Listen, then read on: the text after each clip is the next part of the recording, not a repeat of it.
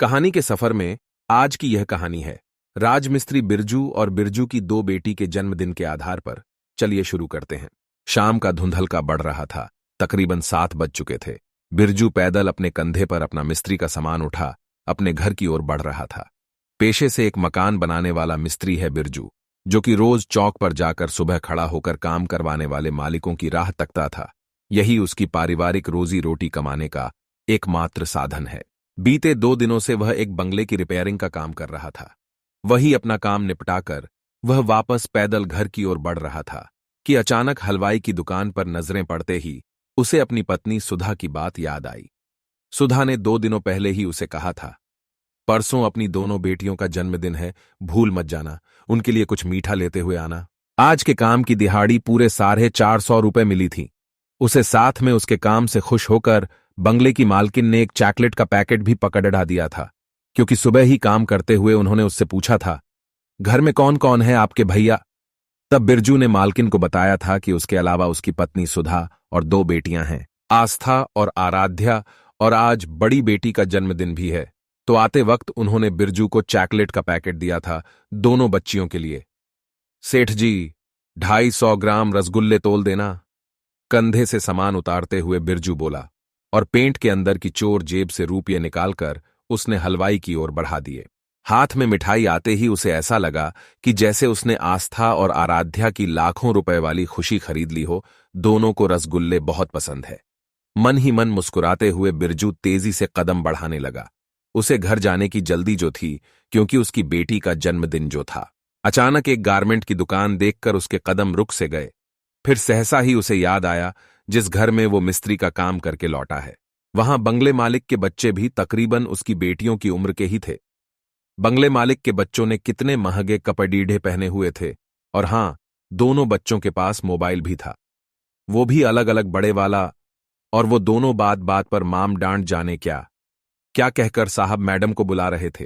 कितनी अच्छी किस्मत है उनकी, अच्छा बड़ा घर, नए नए बढ़िया कपड़े, बड़ा टीवी, मोबाइल और भी जाने क्या क्या था, और एक में क्या दे पाया।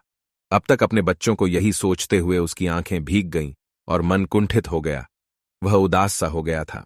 आस्था के पास ले देकर एक ही अच्छा सूट सलवार है, जिसे वो हर त्योहार पर पहन लेती है और फिर बक्से में रख देती है अगली बार के लिए। तो वहीं आराध्या कभी कभी जिद कर जाती है नए कपड़ों की। छोटी छोटी है ना, उसे अभी समझ नहीं है। उसने मन पक्का किया कि कैसे भी जों तोंज और मेहनत से रुपए बचाकर वो अपनी दोनों बेटियों को नए कपड़ीढ़े तो दिलाने ही है। अभी मेरी और सुधा की तो चल ही रही है। उसने तो शुरू से ही मेरे साथ निभाया है, कभी कोई शिकवा शिकायत नहीं की।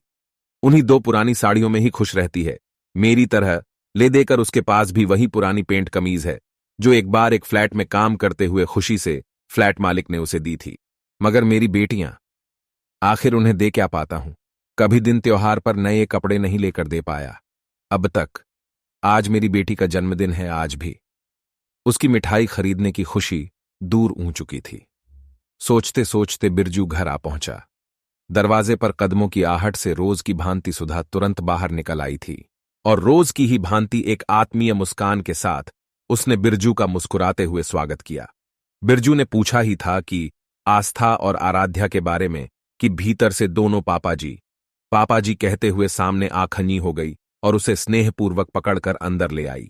आस्था जहां दौड़कर पानी लाई थी प्लेट में सजाकर, तो वहीं आराध्या तो लिपट ही गई थी उससे। अचानक बिरजू की आंखों में आज दोपहर का दृश्य तैर गया। जब वह उस बंगले की मालकिन के यहां दीवार रिपेयरिंग कर रहा था, तो मैडम ने अपनी बेटी को एक कप चाय बनाने के लिए कहा था, क्योंकि उनका सिर दर्द कर रहा था। लेकिन उनकी बेटी भिन भिनाती पैर पटकती सोफे पे पसर गई थी टीवी के सामने, ये कहके कि उसका पसंदीदा सीरियल आ रहा है, तुम खुद बना लो। ये सब स्मरण होते ही बिरजू के मन से सारी कुंठा हवा हो गई। उसने मिठाई का पैकेट आस्था को थमाया और आराध्या को चॉकलेट का, और आस्था आराध्या को चूमते हुए कहा, जन्मदिन की शुभकामनाएं बेटा, ईश्वर तुम्हें हमेशा खुश रखे। अपनी पसंदीदा मिठाई चॉकलेट पाकर दोनों बेटियों खुशी से चहकने लगी। ये देखकर बिरजू और उसकी पत्नी सुधा भी मुस्कुराने लगे। बिरजू के मन में आ रही कुंठा ने अब अपनी जगह संतुष्टि को दे दी थी। वो समझ गया था कि संस्कार और अपनापन ही असली धन है, जो उसके पास एक परिवार के रूप में भरपूर मौजूद है।